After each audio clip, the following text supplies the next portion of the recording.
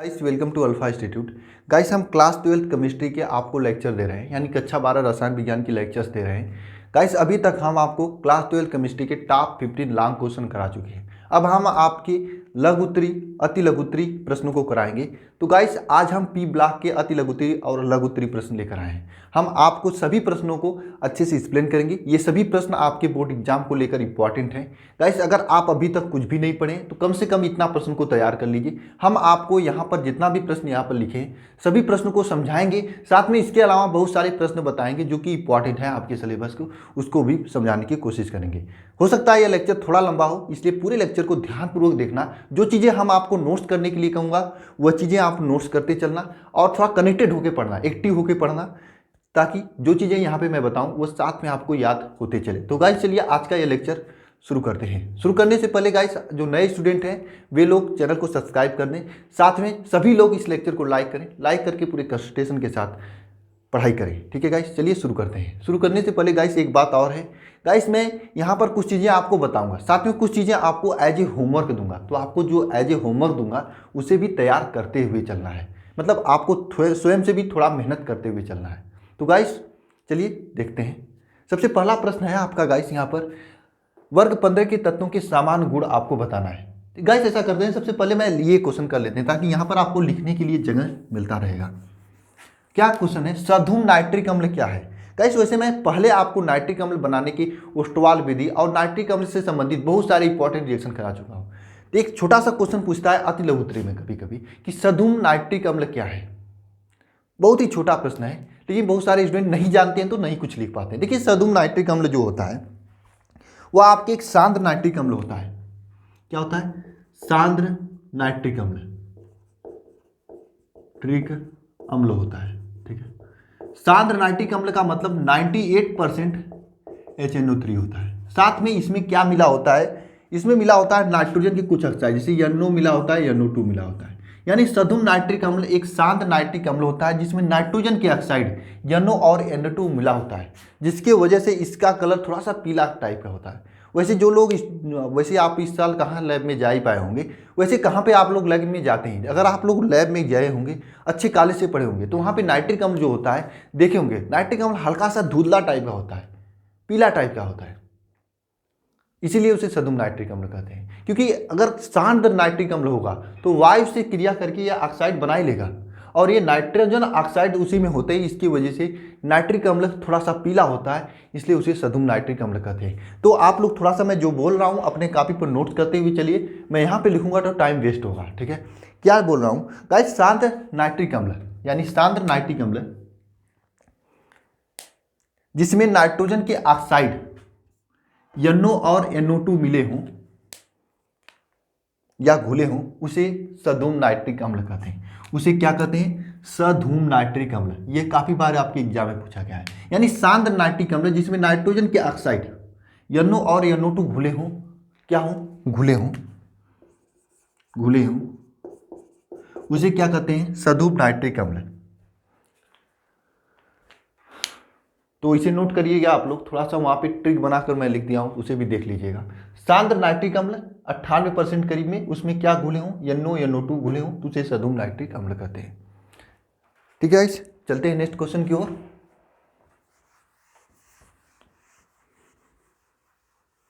छोटा छोटा क्वेश्चन है लेकिन आपके एग्जाम में पूछ लिया जाता है।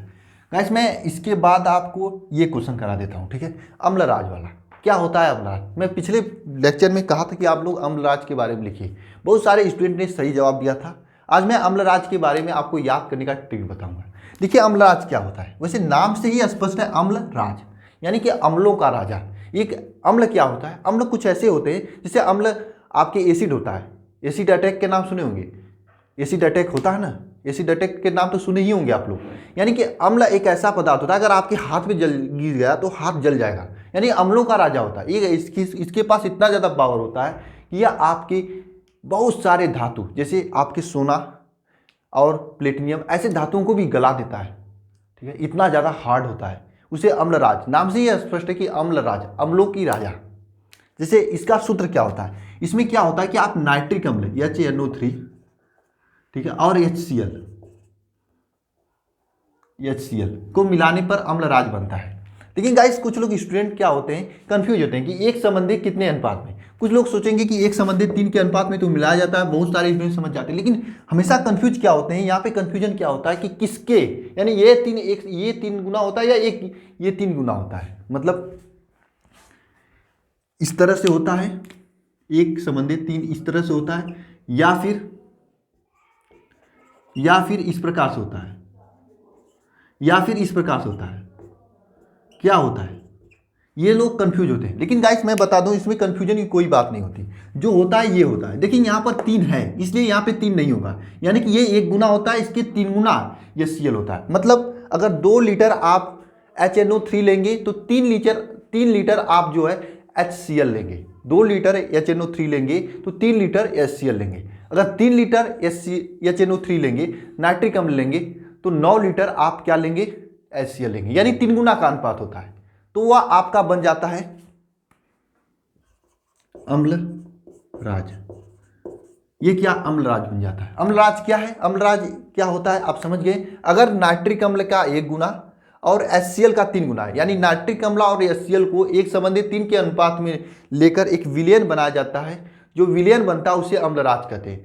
अम्लराज बहुत ही हार्ड होता है, बहुत ही कठोर होता है। इसमें कुछ भी पदार्थ मिला दिया जाए उसको यह उसके साथ क्रिया कर लेता है, उसको नष्ट कर देता है। ठीक है, अम्लराज के विषय में ये जान लीजिए। अम्लराज क्या होता है, मैं उम्मीद करता हूँ आपको समझ में आ गया होगा। यानी नाइट्रिक अम्ल और HCl एक संबंधी 3 के अनुपात में मिलाकर एक विलयन बनाया जाता है, जो कि सभी पदार्थों को गला देता है या खत्म कर देता है या नष्ट कर देता है, उसे कहते हैं अम्लराज। ठीक है, अम्लराज से संबंधित कुछ एक इंपॉर्टेंट रिएक्शन है। गाइस मैं यहाँ पर रिएक्शन को नहीं ऐड किया हूँ, क्यों नहीं किया हूँ गाइस, मैं रिएक्शन के लिए अलग से वीडियो बनाने वाला हूँ, सेपरेट वीडियो बनाने वाला हूँ, इसलिए रिएक्शन को मैं नहीं ऐड किया हूँ। ठीक है, चलते हैं नेक्स्ट क्वेश्चन की ओर। एक ही साथ रिएक्शन आप सब पढ़ने रहते हैं ना, घाउल माउल हो जाता है एक दूसरे में, कुछ भी याद नहीं रह जाता। तो इसको एक साथ करो, रिएक्शन को एक साथ करना, हर चीज़ें एक साथ करना। ठीक है, देखिए एक दिन के लेक्चर देखने से कोई तो टॉप कर नहीं देगा, आपको डेली लेक्चर देखना पड़ेगा। और साथ में आपको ये पूरा का पूरा PDF अगर चाहिए, जो मैं यहाँ पे लिख रहा हूँ PDF वगैरह चाहिए, तो आपको टेलीग्राम चैनल पर ज्वाइन कर लेना चाहिए। टेलीग्राम चैनल का लिंक नीचे डिस्क्रिप्शन में है, आइए वहाँ पे ज्वाइन कीजिए और PDF लीजिए। मैं अभी तक नहीं दे रहा था, अब देने का प्लान कर रहा हूँ। ठीक है, और जो भी इंपॉर्टेंट जैसे टेस्ट लेता हूँ उसका PDF हुआ, टेस्ट की कॉपी जो अच्छे लिखते हैं उनका सबका PDF हुआ, ये सब मैं अभी तक सेंड कर रहा हूँ, सेंड करते रहूँगा। ठीक है, चलिए नेक्स्ट क्वेश्चन देखते हैं। आप लोग भी टेस्ट दे देना, अगर आप लोग नए स्टूडेंट हो तो आप लोग भी टेस्ट दे सकते हो। देने के लिए क्या करना होगा, आप टेलीग्राम चैनल पर आइए, वहाँ पर ही टेस्ट होता है आपको। जैसे ये मैं पढ़ा रहा हूँ तो शनिवार को पूरा P ब्लॉक खत्म कर दूंगा और शनिवार को आपका शानदार तरीके से टेस्ट होगा। बहुत सारे स्टूडेंट देते हैं, करीब हजारों स्टूडेंट देते हैं टेस्ट। आप लोग भी टेस्ट देने के लिए आइए, काफ़ी बेनिफिट होगा आपको। ठीक है, टेस्ट कैसे देना, टेलीग्राम चैनल पर आइए, सब कुछ पता चल जाएगा। नीचे टेलीग्राम चैनल का लिंक दिया हुआ है। देखिए यहाँ पर चलते हैं ऊपर वाले क्वेश्चन से, पहले वाले क्वेश्चन से। ठीक है, पहला क्वेश्चन क्या है, वर्ग 15 के तत्वों की समान गुणधर्म लिखिए। देखिए पहला गुणधर्म क्या है, इलेक्ट्रॉनिक विन्यास। फर्स्ट गुणधर्म क्या है, इलेक्ट्रॉनिक विन्यास। इलेक्ट्रॉनिक विन्यास, फर्स्ट गुणधर्म इलेक्ट्रॉनिक विन्यास। देखिए मैं इलेक्ट्रॉनिक विन्यास यहाँ पे नहीं समझाने चल रहा हूँ। अगर आपको अच्छे से इलेक्ट्रॉनिक विन्यास समझना है तो मैं अपने पहले लेक्चर का वीडियो का लिंक दे दूंगा नीचे डिस्क्रिप्शन में, समझ लेना। मैं यहाँ पे बता रहा हूँ इसका समान इलेक्ट्रॉनिक विन्यास NS2NP3 टाइप का होता है। याद रखना NS2NP3 टाइप का होता है। मतलब यहाँ पे जो N3 है, N क्या है, 3 है। मतलब N में आपको मालूम होगा कुल मिला के 3 कक्षक होते हैं। ठीक है, और इलेक्ट्रॉनों की बात करें तो 1 2 3 4 5 6 इलेक्ट्रॉन होते हैं, लेकिन यहाँ पर 3 इलेक्ट्रॉन होते हैं। कितने होते हैं, 3 इलेक्ट्रॉन। मतलब ये पूरा का पूरा कक्षक जो है अर्धभरित होता है, पूरा नहीं भरा होता, अर्धभरित होता है ये पूरा कक्षक। ठीक है, मैं पहले लेक्चर में आपको बहुत अच्छे तरीके से समझाया था कि अर्धभरित पूर्णभरित क्या होता है, कैसे कंसेप्ट काम करता है। लेकिन यहाँ पे समझ लेना इसका समान इलेक्ट्रॉनिक विन्यास NS2NP3 टाइप का होता है, यानी इसके अंतिम कक्षक जो होता है इस तरह से अधूरा आधा भरा होता है, अर्धपूरित विन्यास का होता है। इसका यहाँ पर एक अपवाद होता है, अपवाद होता है आयनन विभव में, आयनन ऊर्जा में। आयनन ऊर्जा जो होता है, नेक्स्ट टॉपिक समझ लेना यहाँ पे,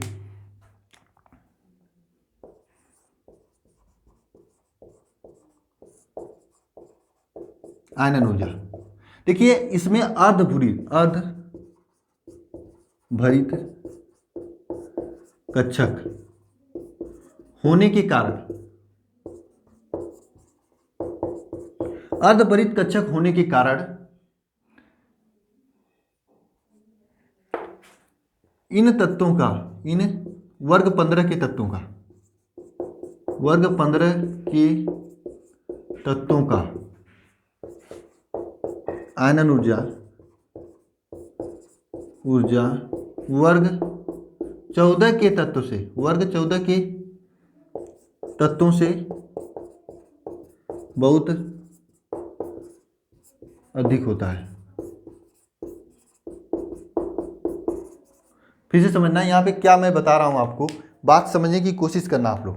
देखिए इसमें क्या होता है, आयनन ऊर्जा यहाँ पे अर्धवरित कक्षक होने के कारण, ठीक है, वर्ग 15 के तत्वों की अपेक्षाकृत, वर्ग 15 के तत्वों की आयनन ऊर्जा वर्ग 14 के तत्वों के अपेक्षाकृत बहुत ही अधिक होता है। क्या होता है? बहुत ही अधिक होता है, संगत तत्वों से बहुत अधिक होता है। क्यों होता है अधिक? अर्धवरित कक्षक होने के कारण। तो गाइस इसका इलेक्ट्रॉनिक विन्यास आप समझ लेना, इसका इलेक्ट्रॉनिक विन्यास NS2 NP3 टाइप का होता है। और इनकी आयनन ऊर्जा, सेकेंड क्वेश्चन जो है, आयनन ऊर्जा में क्या होता है कि इनका अर्धवरित कक्षक होने के कारण वर्ग 15 के तत्वों की आयनन ऊर्जा वर्ग 14 के तत्वों से बहुत ही अधिक होता है। अगर मान लो वर्ग 14 का आपका इलेक्ट्रॉनिक विन्यास पूछ दे तो क्या लिखोगे आप? उसका इलेक्ट्रॉनिक विन्यास मान लीजिए ये वर्ग 15 का है, ठीक है, वर्ग 14, तो यहाँ पर लिखेंगे NS2NP2, ठीक है, मतलब यहाँ पर एक कम हो जाएगा। यानी कि सामान्य इलेक्ट्रॉनिक विन्यास वर्ग 14 के तत्वों का ये होता है, जो कि आप कक्षा 11 में पढ़े होंगे। इस साल नहीं पढ़ना आपको, आपका जो शुरू होता है पी ब्लॉक वर्ग 15 से शुरू होता है। तो इतना समझना कि वर्ग 14 का तत्व जो है, यहाँ पे अगर मान लीजिए 3 कक्षक ये बने हुए हैं, तो यहाँ पर ये आपका एक कक्षक खाली रह जाता है। एक कक्षक खाली होने के कारण आयनन ऊर्जा होता क्या है, एक बात समझ लेना। आयनन ऊर्जा का मतलब यह है कि आप बैठे हो, मान लीजिए आपका पूरा क्लास भरा हुआ है, तो आपकी क्लास से एक स्टूडेंट को उठाकर बाहर निकाल देना। क्लास छोड़ो, आपका पूरा थिएटर भरा हुआ है जहां पर मूवी देखा जाता है, तो वहां पर एक स्टूडेंट को उठाकर बाहर निकालने में जो ऊर्जा चाहिए उसे कहते हैं आयनन ऊर्जा। कभी कभी ऊर्जा चाहता है, कभी कभी अपने आप बाहर निकल जाता है, यानी ऊर्जा मुक्त होता है, ठीक है। तो गाइस देखना, यहां पर एक कक्षा खाली है, क्योंकि ये सभी लोग अस्थाई नहीं है, एक कक्षा खाली है, मतलब यहाँ पर कंसंट्रेशन नहीं है। तो यहाँ पर थोड़ा मोड़ा ऊर्जा देने पर, यानी कि आपके क्लास में दो चार लड़के आए हुए हैं, पूरा का पूरा क्लास में लड़के नहीं आए हुए हैं, कोई कदे बगल में मूवी चल रही है, अब बगल में कोई सर्कस आया है, तो आप क्या करोगे? 2-4 बच्चे हैं, उसमें से 1-2 उठ के चले जाएंगे। उसी जगह आपके क्लास में क्या स्थिति है, सभी के सभी स्टूडेंट आए हुए हैं, पूरा क्लास भरा हुआ है, टीचर अच्छा पढ़ा रहा है, सब कुछ समझ में आ रहा है आप लोगों को, तो आपसे कहा जाएगा बगल में सर्कस चला, तो आप नहीं जाओगे, क्योंकि सीधी सी बात है, ज़्यादा प्रेस करने पर जाओगे, लेकिन ज़्यादा प्रेस करने पर जाओगे, सीधे से सीधे नहीं जाओगे। इसलिए यहाँ पे अर्धवरित कक्षक जो होते हैं वर्ग 15 के तत्व, अर्धवरित कक्षक होने के कारण इनका आयनन ऊर्जा वर्ग 14 के तत्वों से अधिक होता है। इसमें अधिक ऊर्जा चाहिए बाहर निकालने के लिए, ठीक है। अगर मान करते हैं यहाँ पे वर्ग 16 है, वर्ग 16 की बात करें तो इसमें क्या होता है, इसका इलेक्ट्रॉनिक विन्यास क्या होगा? NS2NP, वर्ग 16 आप लोगों को पढ़ना है, कल मैं वर्ग 16 के बारे में बताऊंगा। NP4 हो जाएगा। देखिए यहाँ पर 2 है, यहाँ पे 3, यहाँ पे 4 हो जाएगा। जब 4 होगा, यहाँ पे अगर आप भरोगे, इस तरह से भरोगे, तो यहाँ पर क्या होगा, 2 अयुग्मित इलेक्ट्रॉन इसमें पाए जाएंगे, ये और आसानी से जो है चला जाएगा बाहर, ठीक है। तो ये कंसेप्ट होता है, यानी वर्ग 14 के तत्वों से वर्ग 15 के तत्वों की आयनन ऊर्जा अधिक होती है। क्यों अधिक होती है? अर्धवरित कक्षक होने के कारण। तो फटाफट इसे जरा नोट करिएगा आप लोग, और इसका PDF आपको टेलीग्राम चैनल पर दे देंगे हम, ठीक है। चलिए नेक्स्ट चलते हैं, हाइड्रोजन की प्रकृति, ठीक है। हाइड्रोजन की प्रकृति हेडिंग करिएगा आप लोग, हाइड्राइडों की प्रकृति, ये बहुत ही मोस्ट इंपॉर्टेंट है। हाइड्राइडों की प्रकृति इंपॉर्टेंट है क्योंकि आपके बोर्ड एग्जाम में पूछा जाएगा। यहां से तो मुझे लगता है ये 3 क्वेश्चन, हाइड्राइडों की प्रकृति, ये तीनों क्वेश्चन में से 1-2 प्रश्न तो पक्का पूछा जाएगा। देखिए तीसरा क्या है, हाइड्राइडों की प्रकृति,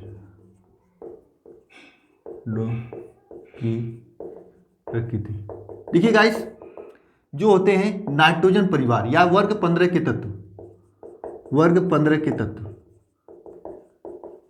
MH3 प्रकार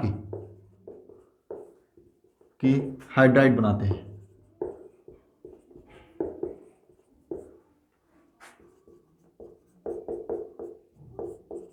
ठीक है, फिर से समझना। वर्ग 15 के तत्व MH3 प्रकार के हाइड्राइड बनाते हैं। कौन कौन से तत्व वर्ग 15 में आते हैं? वर्ग 15 में आता है आपका nitrogen, phosphorus, arsenic, antimony, bismuth. तो ये आपके वर्ग 15 के तत्व MH3 प्रकार के, यानी NH3 हो जाएगा, यहाँ पर H3 जुड़ जाएगा, यहाँ पर H3 जुड़ जाएगा, यहाँ पर H3 जुड़ जाएगा, यहाँ पर H3 जुड़ जाएगा। यानी वर्ग 15 के तत्व जो होते हैं MH3 प्रकार के हाइड्राइड बनाते हैं। अब इनके अस्थायित्व की बात बताते हैं, ये किस प्रकार से अस्थायी होता है। ठीक है, यही तो पूछा जाता है आपके। अगर इन्हें गर्म किया जाए तो अधिक ऊर्जा इसकी जरूरत पड़ेगी NH3 के लिए। तो इनका तापीय अस्थायित्व इस प्रकार से होता है। यह आपका क्रम होता है तापीय अस्थायित्व के, और ये पूछता भी है। तापीय अस्थायित्व का ये क्रम होता है, मतलब सबसे अधिक तापीय अस्थायित्व NH3 होता है अमोनिया। यानी कि अमोनिया को तोड़ने के लिए, गर्म करने के लिए अधिक ताप की आवश्यकता होती है। इसका वजह भी है क्योंकि अमोनिया में हाइड्रोजन बंध पाया जाता है, और हाइड्रोजन बंध की वजह से ही इसे अधिक ऊर्जा की जरूरत पड़ती है। और कभी कभी पूछ भी लिया जाता है कि अमोनिया में हाइड्रोजन बंध पाया जाता है और यहाँ पर PH3 है, फास्फिन गैस जिसे कहा जाता है। अगर पुराने सिलेबस में देखें तो फास्फिन गैस बनाने की विधि भी पढ़ना था आप लोगों को, इस बार तो निकाल दिया गया है। तो फास्फिन गैस जो है आपका, ये फास्फिन गैस, इस फास्फिन गैस के में हाइड्रोजन बंध नहीं पाया जाता, जबकि अमोनिया में हाइड्रोजन बंध पाया जाता है। ये प्रश्न भी आपके एग्जाम में इंपॉर्टेंट, शायद मैं ये प्रश्न भी दिया हूं। यहाँ पे देखो, अमोनिया में हाइड्रोजन बंध पाया जाता है जबकि फास्फिन गैस में क्यों नहीं। ये लघु उत्तरी में पूछता है, क्यों नहीं पाया जाता, मैं यहाँ पर ही बता दे रहा हूँ, ये क्वेश्चन भी तैयार हो जाएगा। देखो गाइस क्या होता है, अमोनिया में जो अमोनिया का 3 तत्वों से मिलकर बना है, अमोनिया 3 तत्वों से मिलकर बना, किससे? नाइट्रोजन से और हाइड्रोजन से, नाइट्रोजन और हाइड्रोजन से। तो इसमें जो नाइट्रोजन होता है उसका विद्युत ऋणात्मकता 3 होता है, और जो हाइड्रोजन होता है उसका विद्युत ऋणात्मकता 2.1 होता है। देखिए गाइस होता क्या है, विद्युत ऋणात्मकता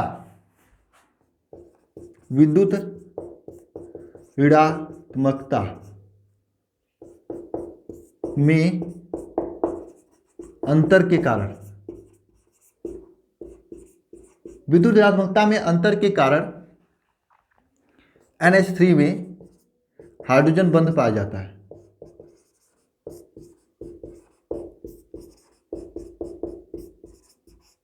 समझना है बात को। यहाँ पे देखिए, यहाँ पर इसका 3 पाया जाता है, इसका 2.1 होता है। तो विद्युत ऋणात्मकता में अंतर के कारण इस अमोनिया में, इस NH3 में हाइड्रोजन बंध पाया जाता है। ठीक है, जबकि PH3 की बात करें, यहाँ पे फास्फोरस का कितना होता है विद्युत ऋणात्मकता? 2.1 होता है। कहोगे सर कैसे याद करेंगे इसे? मैं बताऊंगा आपको ट्रिक कैसे याद करना है। और हाइड्रोजन का कितना होता है? 2.1 ही होता है। ये दोनों का विद्युत ऋणात्मकता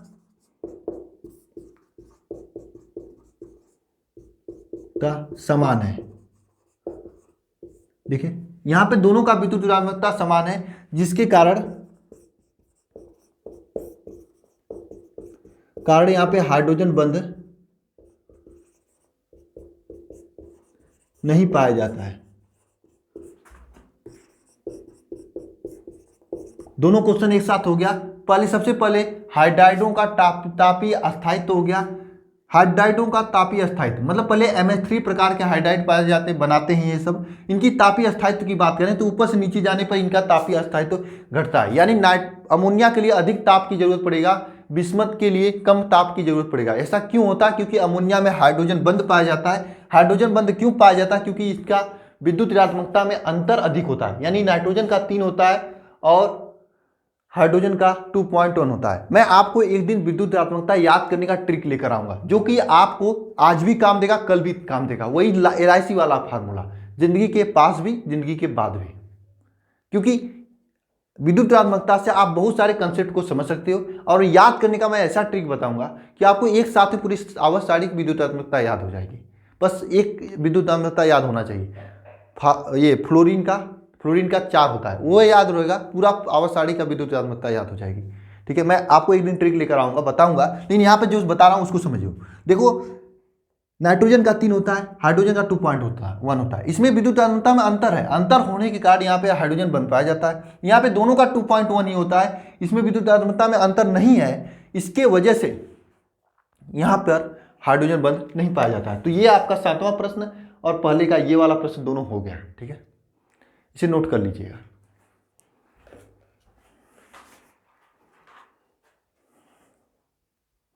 टेलीग्राम चैनल पर इसका मैं पीडीएफ डाल दूंगा, जो क्लास में ये सभी चीज़ें पढ़ाया हूँ लिखाया हूँ। ठीक है, ले लीजिएगा नोट्स, उसको ज्वाइन कर लीजिए आप लोग जो नहीं किए हैं।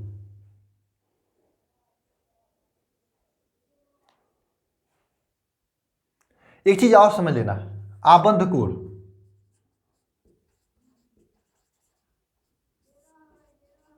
आबंध कोण का भी यही क्रम होता है, यानी कि अमोनिया में सबसे अधिक आबंध कोण पाया जाता है और यहाँ पर विषमत में कम पाया जाता है। ठीक है, आबंध कोण का और तापीय स्थायित्व का दोनों का यही क्रम है, इसे भी साथ में याद कर लेना। ठीक है, चलिए देखते हैं अपचायक गुण, हाइड्राइडों के अपचायक गुण, नेक्स्ट क्वेश्चन जो है।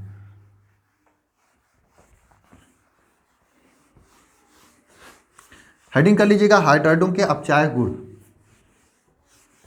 ये सभी प्रश्न इंपॉर्टेंट हैं, मैं बता रहा हूं, ये सभी प्रश्न बहुत ही इंपॉर्टेंट हैं। थोड़ा वीडियो लंबा होगा, लेक्चर लंबा होगा, लेकिन वही है, जो थोड़ा सा पढ़ेगा समझेगा तो उसको तैयार होते हुए चलेगा। अगर आपको क्या क्वेश्चन है, 4 हाइड्राइडों का अपचायक गुण। सबसे पहले हाइड्राइड कैसे बनाते हैं, आपको मालूम है कि जो भी वर्ग 15 के तत्व हैं MH3 प्रकार के हाइड्राइड बनाते हैं। किस प्रकार से बनाते हैं, MH3 प्रकार के हाइड्राइड बनाते हैं। तो इसका अपचायक गुण आपको देखना है। अपचायक गुण कैसे देखोगे, देखो यहाँ पर ध्यानपूर्वक, NH3 ये तो हाइड्राइड है, PH3, ठीक है, NH3 PH3 ASH3 यानी आर्सेनिक हाइड्राइड, BiH3 विषमत नहीं, एंटीमनी SbH3, फिर Bi, ये आपके जो हैं तत्व हैं, ये अपचायक, ये क्या है, ये जो तत्व हैं आपके सामने, ये सभी तत्व हाइड्राइड हैं, इनका अपचायक गुण आपको बताना है। देखिए इन तत्वों का जो अपचायक गुण, सबसे पहले अपचायक गुण क्या होता है, ये सामने वाले का अपचायक कराते हैं। मैं काफ़ी बार एक ही एग्जाम्पल दिया हूँ, जब आप लोग बाद में जाओगे लाइसेंस बनवाने, ठीक है, तो दलाल मिलते हैं आपको, एजेंट जिसे कहा जाता है। एजेंट क्या करते हैं, आपका लाइसेंस नहीं बनाते, मतलब अपना लाइसेंस नहीं बनाते, वो आपका लाइसेंस बनाते हैं, यानी सामने वाले का, अगले बंदे का ये कराएंगे। तो ये अपचायक गुण, अपचायक है, मतलब अपने का अपचयन नहीं कराएगा, अगले वाले का अपचयन कराएगा। तो इसमें अपचायक गुण जो होता है, ऊपर से नीचे जाएंगे तो ऊपर से नीचे जाने पर इसका अपचायक गुण सिमिलरी प्रकार से बढ़ता है। ये ऊपर से नीचे जाने पर अपचायक गुण बढ़ता है, ऊपर से नीचे जाने पर अपचायक गुण में क्रमशः वृद्धि होती है, बढ़ता है। ठीक है, क्या होता है, अपचायक गुण में वृद्धि होती है। नेक्स्ट क्वेश्चन है आप में यहाँ पर क्वथनांक, तो यहाँ पर ही क्वथनांक के विषय में जान लेना। क्वथनांक, क्वथनांक, क्वथनांक में क्या होता है, देखिए क्वथनांक में कुछ अलग किस्म से इसमें पाया जाता है। जैसे मान लीजिए आपका ये है NH3 है, PH3 है, ASH3 है, SbH3 है और PiH3 है, ये है। ठीक है, इसकी क्वथनांक की बात करें तो ये जो NH3 होता है, इसका जो क्वथनांक होता है, इसका क्वथनांक हाइड्रोजन बंद होने के कारण अधिक होता है, और अधिक होकर कितना हो जाता है, ये आपका यहाँ पर चला जाता है, यानी कि ये आपका इससे भी अधिक होता है। एक मिनट, ये यहाँ पर हो जाता है NH3, ठीक है, इस प्रकार से होता है, यानी सबसे कम पास्फिन गैस का होता है, उसके बाद सल्फर, ये क्या आर्सेनिक हाइड्राइड का होता है, उसके बाद आपका अमोनिया का होता है। ये क्वथनांक, यानी क्वथनांक सबसे कम किसका होता है, फास्फिन गैस का होता है, सबसे अधिक किसका होता है, विषमत हाइड्राइड का होता है। ये क्वथनांक का क्रम है, तो इसे भी आप लोग नोट कर लीजिएगा और मैं इसका PDF दे दूंगा। ठीक है, तो ये आपका पहला प्रश्न हो गया, समझ में आ रहा है ना आप लोगों को। थोड़ा सा कोऑपरेट करना, आप लोग याद करते हुए चलना। ये इसमें समझने की क्या चीज़ें, वैसे समझाने की बहुत सारी चीज़ें हैं, लेकिन समझाने के लिए आपका बेसिक तेज होना चाहिए। बेसिक तो तेज है नहीं, तो रट ही लो अभी एग्जाम के लिए। आगे पढ़ना होगा पढ़ लेना आप लोग, जब कॉम्पिटिटिव एग्जाम की तैयारी करना तो। चलिए ठीक है, इसे रब करते हैं।